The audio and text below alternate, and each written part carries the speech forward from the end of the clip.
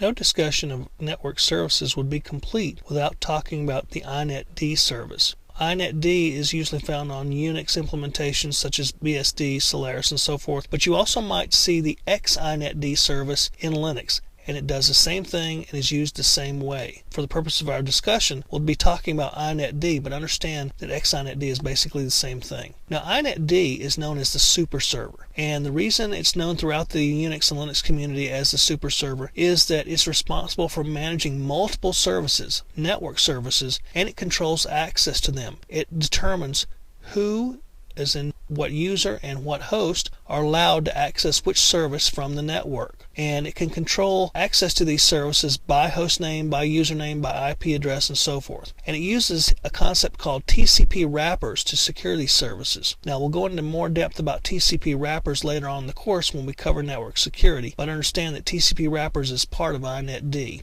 Now, Inetd also uses several network configuration files. Some of them we've already talked about, such as the etc services and protocols, the host.allow, and so forth, to manage these files, to manage these services so that it can determine who's allowed to do what to what service. Now, the configuration file that the Inetd service uses is inetd.conf, and although it requires this file to be read to know what to allow and what not to allow and how to allow it, the Inetd service itself is started in rc.conf. When the init process kicks up and runs rc.conf, Inetd, if it's configured properly, is started through the rc.conf file, and that in turn uses the inetd.conf configuration file to run. So we'll go ahead and take a look at a few of these files, and we'll look at the Inetd man page just so you can see what some of the options are with this service. Okay, the first thing we want to do in our FreeBSD8 virtual machine here is let's go ahead and look at man Inetd. And Inetd is a service, as we said, but it can be ran with several options. We can run it from the command line, and there's several options that we can attach to it. Now, the Inetd utility itself is normally run at boot time, and again, it's run by etc rc, and it's usually in the rc.conf files where it starts up. So there's some options here that we'll take a quick look at, such as turning on debugging, that's a -D. We can also log successful connections, and we might want to do that to determine who is accessing our network. We can do this periodically to check and make sure that unauthorized hosts or users are not accessing our services. We can also turn on TCP wrappers here, and again we'll talk about TCP wrappers a little bit more in the course, but we can turn them on for external services and internal services. TCP wrappers provide security for Inetd. Now, we can also set the maximum number of connections to each services by certain hosts and certain users, and we can also specify the rate that these services are invoked, in other words turned on, so that we don't have malicious users or malicious hosts out there trying to initiate large numbers of connections to these services and thereby causing a denial of service condition with our computer. So there's some security built in here into Inetd, and we can specify that when we run it. We can also hand these options off, these flags as it were, to Inetd through the inetd.conf file, which we'll look at in just a moment.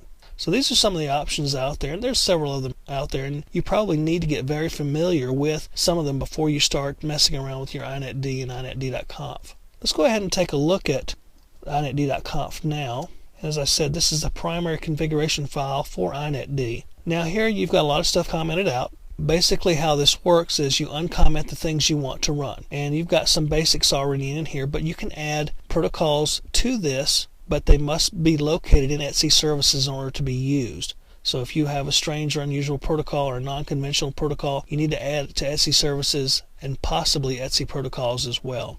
Protocols that you see here are very basic, so they've set you up with basically a template file that you can uncomment and massage a little bit to get what you want out of it. We see entries for secure shell, for telnet, finger, and so forth, and there's a lot of them out there. But you'll see an entry for protocol, the protocol type that it is, TCP. You also want to know whether it's a streaming protocol or a raw protocol, whether it invokes a wait or no wait option, and all of these options are explained in this file. This is actually a very well put together file, and if you read through it and use some of the examples, you should be able to configure a very good inetd.conf file without having to do a lot of research. But it's a very easily configured file as long as you know what you're doing, and you have to be very careful about what you turn on and off in this file, because this file does determine what network services are accessible from users on the network and how they work. So you have to be kind of careful and do a little research before you start playing around with this. Now, as we said before, Inetd service has to be started up in rc.conf when the init process starts up the RC services. So you're going to want to put an entry, if you enable Inetd, in the rc.conf file. Basically, inetd_enable